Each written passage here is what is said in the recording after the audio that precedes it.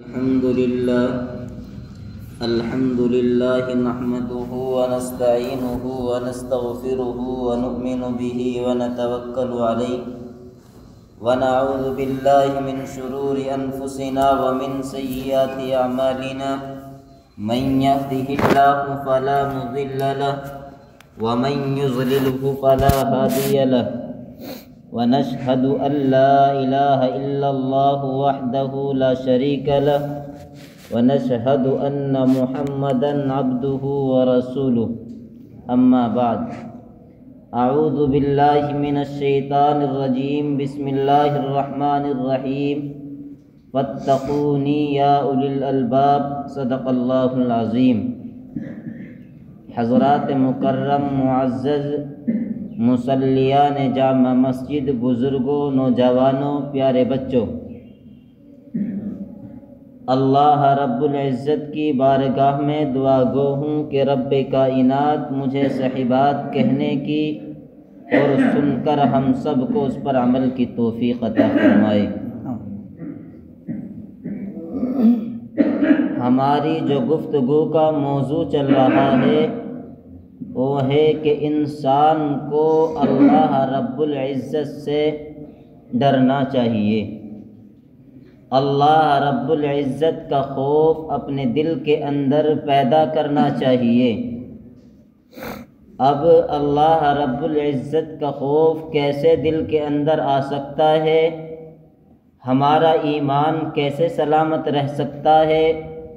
آج کے اس پرفتن ماحول کے اندر جب کہ مسلمان کشمکش کا شکار ہے، طرح طرح کے مصائب اور پریشانیاں اس کے سامنے ہیں، ان کا حل کیا ہے، ان پر ثابت قدم کیسے رہا جا سکتا ہے، یہ بڑی غور و فکر کرنے کی بات ہے۔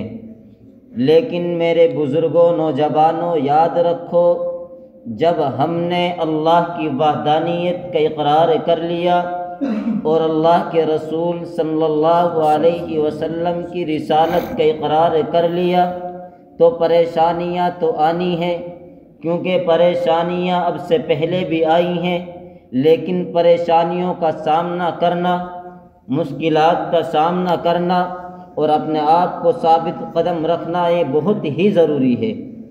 مثال دیتا چلوں اور بتاتا چلوں کہ ہاں کیسے مصائب کا سامنا کرنا پڑا۔ آپ نے فرعون وقت کا نام تو ضرور سنا ہوگا۔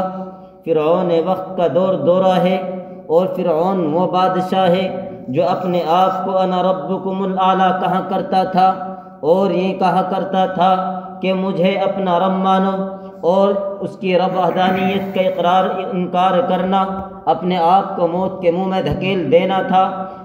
جب فرعون وقت کے پاس یہ خبر پہنچتی ہے کہ اس کی ایک بالی ہے اور وہ حضرت موسیٰ علیہ السلام پر ایمان لے آئی ہے، اور حضرت موسیٰ علیہ السلام کو اللہ کا نبی مانتی ہے اور مجھے اپنا رب نہیں مانتی ہے، بلکہ اسی کو اپنا رب مانتی ہے جو موسیٰ کا رب ہے۔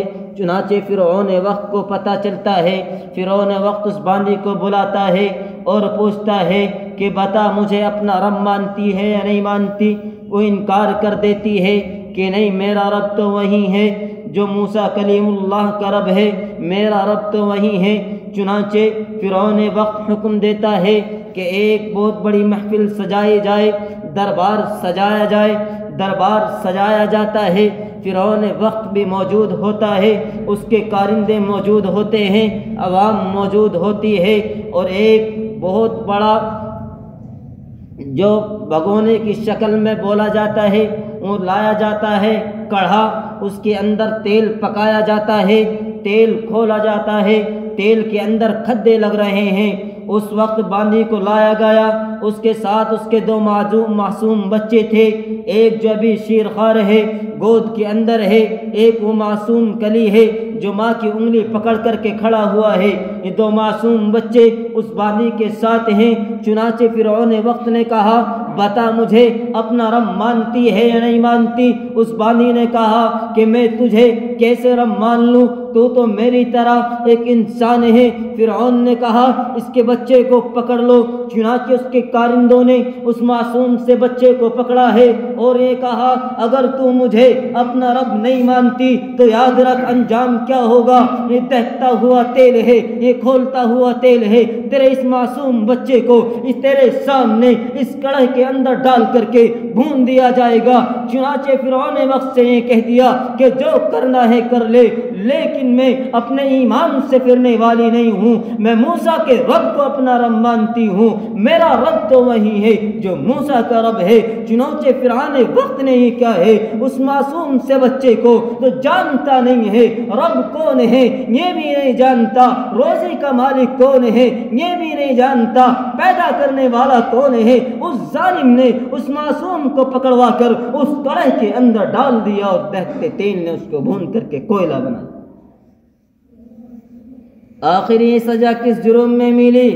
اس لیے کہ وہ اللہ کو ایک مان چکی تھی، اللہ کی وحدانیت کو پہچان چکی تھی، اللہ کے پیغمبر پر ایمان لے آئی تھی۔ چنانچہ فرعون وقت نے پھر کہا اے بانی بتا اب بھی کیا تم مجھے اپنا رب نہیں مانیں گی؟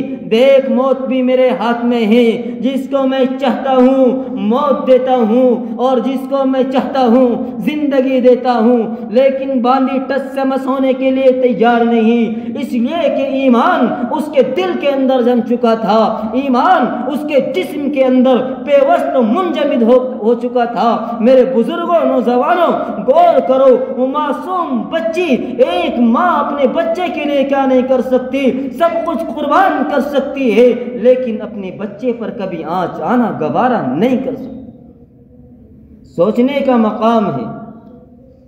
لیکن فرعون وقت نے یہ کہا دیکھ ایک تیری بچی اس تیل کے اندر جل چکی ہے، اگر اب بھی تو نے مجھے اپنا رب نہیں مانا ہے، اب بھی نہیں مانا ہے تو یہ بچی تیری گود کے اندر ہے، اسی کے ساتھ بھی یہ معاملہ کیا جائے گا۔ چنانچہ اس نے پھر انکار کیا، اس معصوم بچی کو جو ابھی شیر خوار تھی، دودھ پینے والی تھی، اس کو بھی چھین لیا گیا۔ اور فرعون وقت نے پھر یہی کہا بتا مجھے رب مانتی ہے یا نہیں مانتی؟ چنانچہ اس بالی نے کہا میرا رب تو ہے جو سورج کو مشرق سے نکالتا ہے مغرب میں چھپاتا ہے، میرا رب تو وہ ہے جس نے اتنے بڑے زمین آسمان کو بغیر ستون کے کھڑا کر دیا ہے، میرا رب تو وہ ہے جو آسمان سے بارش برساتا ہے، میرا رب تو وہ ہے جو زمین سے غلہ پیدا کرتا ہے، تو میرا رب نہیں ہو سکتا، تو ہماری طرح ایک انسان ہے۔ چنانچہ پھر ماجرا یہ ہوتا ہے اس معصوم سی کلی کو اٹھا کر کے اس دہتے ہوئے تیل میں ڈال دیا جاتا ہے، اس معصوم کو بھی بھون دیا جاتا ہے۔ آخر جرم کیا تھا؟ صرف جرم یہ تھا کہ انہوں نے اللہ کو پہچان لیا تھا، اس کی والدہ نے اللہ کی وحدانیت کا اقرار کر لیا تھا اور کلمہ پڑھ لیا تھا، تو اس لیے پریشانیوں کا سامنا کرنا پڑ رہا تھا۔ فرعون وقت نے اسی پر بس نہیں کہا۔ میرے بزرگوں نوجوانوں ذرا سوچو وہ کیسا منظر ہوگا، زمین و آسمان کیسے کانپ رہے ہوں گے۔ فرعون وقت نے یہ کہا اے بانی اگر تو نے اب بھی مجھے اپنا رب نہیں مانا تو یاد رکھ تیرے ساتھ بھی یہی حشر ہوگا، تجھے بھی اس دہتے ہوئے تیل میں ڈال دیا جائے گا۔ ان باسی نے کیا کہا فرعون وقت سن لے، میں تیرے اس دھمکی سے ڈرنے والی نہیں ہوں، جو کرنا ہے کر لے، اصل زندگی تو میری مرنے کے بعد شروع ہوگی، جو کرنا ہے کر لے، میں تیری وحدانیت کا اقرار نہیں کر سکتی، تو میرا رب نہیں ہو سکتا، میرا رب تو جو چاہتا ہے وہ کرتا ہے۔ چنانچہ فرعون وقت نے یہ کہا اپنے کارندوں سے باندی کو بھی اٹھا کر کے اس دہتے ہوئے تیل کے اندر ڈال دیا۔ وہ کیسا منظر ہے کہ ایمان سے ٹس سے مس نہ ہوئے، شریعت سے روگردانی نہیں کی، اپنے آپ کو موت کے گھاٹ تو اتار دیا، اس دنیا سے رخصت تو ہو گئے، لیکن اپنے آپ کو ثابت قدم رکھا۔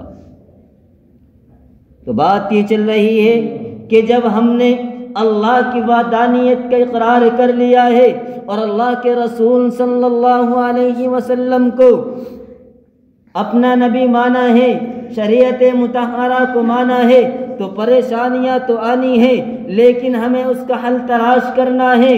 ڈرنے کی ضرورت نہیں، پریشان ہونے کی ضرورت نہیں۔ ہاں اگر ضرورت ہے تو اپنے اندر تقوی لانا پڑے گا، اپنے اندر اپنے آپ کو شریعت کے مطابق ڈھالنا پڑے گا، خواہشات نفس کو چھوڑ کر کے رب چاہی زندگی گزارنی ہوگی۔ ہاں مثال دیتا چلوں گا اور بتاتا چلوں گا کہ ہاں اگر ہم نے تقوی اختیار کیا ہے، اللہ کی رضا کو مانا ہے، اللہ کے حکم کو مانا ہے، تو پھر اللہ رب العزت کیسی موت عطا فرماتے ہیں۔ پچھلے جمعے کے روز بات یہ چل رہی تھی کہ ایک امیر جو دولت مند، رئیس، مالدار، جن کے اندر 3 باتیں میں نے آپ کو بیان فرمائی تھی اور بتایا تھا، اور یہ بھی کہا تھا کون کون عمل کرنا ہے۔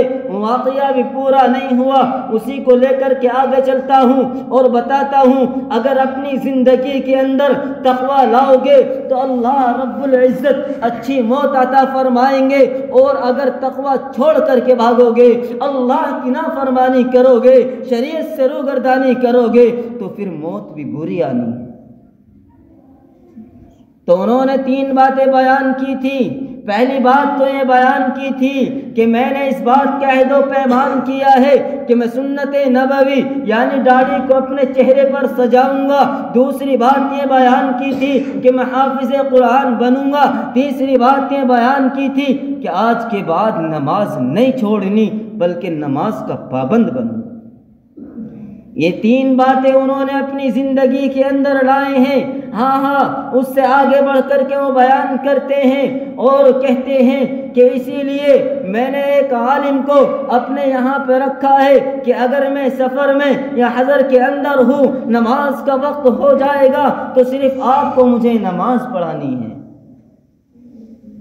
صرف ایک عالم کو اس لیے اپنے یہاں رکھا ہوا ہے کہ اگر کہیں نماز کا وقت ہو جاتا ہے، میں سفر کے اندر ہوں، حضر کے اندر ہوں، صرف آپ کو مجھے نماز پڑھانی ہے۔ چنانچہ پھر آسمان نے وہ منظر دیکھا ہے کہ ہاں سفر کے اندر ہے، عصر کی نماز کا وقت ہو چکا ہے، انہوں نے بھی وضو کیا ہے، وہ جو عالم ہیں انہوں نے بھی وضو کیا ہے، ساتھ میں 2-4 آدمی ہیں انہوں نے وضو کیا ہے، مصلی بچھایا گیا ہے اور امام آگے مصلی پہ پہنچے ہیں، اور وہی امیر جو دنیا کے رئیس اور مشہور تھے وہ تکبیر کہہ رہے ہیں، اور تکبیر کہتے ہوئے اشہد ان محمد رسول اللہ پر جیسے ہی پہنچے ہیں فوراً ان کی روح پرواز کر چکی ہے۔ یہ کیا تھا کہ آخر وہ نماز کے لیے کھڑے ہوئے ہیں، اور تکبیر کے اندر بھی اگر زبان پر نام ہے تو محمد عربی صلی اللہ علیہ وسلم کا نام نامی ہے۔ تو یہ موت کب نصیب ہوگی؟ جب ہم تقوی اختیار کریں گے، شریعت کی بات کو مان کر کے چلیں گے۔ اگر شریعت سے روگردانی کریں گے، شریعت کی بات کو نہیں مانیں گے تو پھر اس پر برے نتائج آئیں گے، بری موت آئے گی۔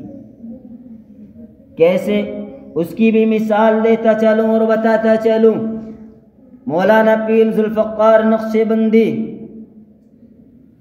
ابھی موجود ہیں، انہوں نے اپنی کتاب کے اندر ایک واقعہ نقل کیا ہے کہ تقریباً میری عمر 3 سال تھی، اور اس وقت ہر گھر کے اندر جانے کا میرے پاس سرٹیفکیٹ موجود تھا، کیونکہ میں بچپن کی حالت میں تھا، شریعت کا کوئی قانون میرے اوپر نافذ نہیں تھا۔ ایک دن میں اسکول سے آ رہا تھا، اب میرے ساتھی نے، میرے دوست نے یہ کہا کہ چلو ایک کو دیکھیں گے، وہ کتے کی طرح بھونکتا ہے، زنجیروں کے اندر بندھا ہوا ہے۔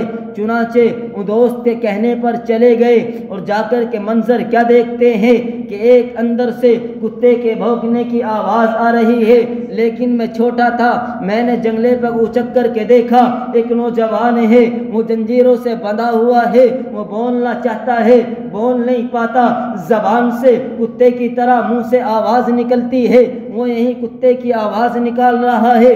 چنانچہ میں گھر آیا ہوں، گھر آنے کے بعد میں نے اپنی والدہ سے تذکرہ کیا، اور تذکرہ کرنے کے بعد کہا اماں جان آج میں نے ایسا ایسا منظر دیکھا ہے، آخر وہ منظر کیا ہے؟ فرماتے ہیں کہ پہلے تو مجھے میری والدہ نے دھمکایا اور ڈرایا کہ تیری ہمت کیسے ہوئی وہاں جانے کی، تجھے کون لے کر کے گیا؟ کہ اماں جان میرا دوست یہ کہنے لگا کہ چلو دیکھ کر کے آتے ہیں، ایک شخص ہے وہ کتے کی آواز نکالتا ہے، کتے کی طرح بھونکتا ہے۔ چنانچہ ان کی والدہ نے پہلے تو ان کو ڈانٹا اور ڈپٹا، اس کے بعد کہا بیٹا تو جانتا نہیں ہے یہ کون شخص ہے؟ ہاں میں تجھے بتاتی ہوں، یہ وہ ہے جو محمد الرسول اللہ صلی اللہ علیہ وسلم کے اصحاب پر بھونکتا تھا، صحابہ کو برا برا کہتا تھا، علماء کرام کی توہین کرتا تھا، وارثین انبیاء کے سامنے زبان درازی کرتا تھا۔ یہ وہ شخص ہے جو شریعت مطہرہ کے قانون کو توڑتا تھا، اس کی بے عزتی کرتا تھا، محمد عربی صلی اللہ علیہ وسلم کے بتائے ہوئے طریقے سے روگردانی کرتا تھا، اس کی مذاق اڑایا کرتا تھا، داڑھی کے ساتھ کھلواڑ کیا کرتا تھا۔ مسلمانوں غور کرو، ایک انسان وہ ہے جو عصائے رسول کو برا کہتا ہے، اور آج بھی دنیا کے اندر ایسے کئی ملعون موجود ہیں جو نام کے مسلمان ہیں، اور ظالموں کی اگر زبان کھلتی ہے قرآن کے خلاف، شریعت کے خلاف، لیکن آج مسلمان خاموش تماشا بنا ہوا ہے۔ آخر وجہ کیا ہے؟ آج مسلمان کا خون نہیں کھولتا۔ کیوں؟ اس لیے کہ ہم شریعت کے نیچے ایسے لگتا ہے جیسے دب گئے، آج ہمیں اپنوں نے دبا لیا۔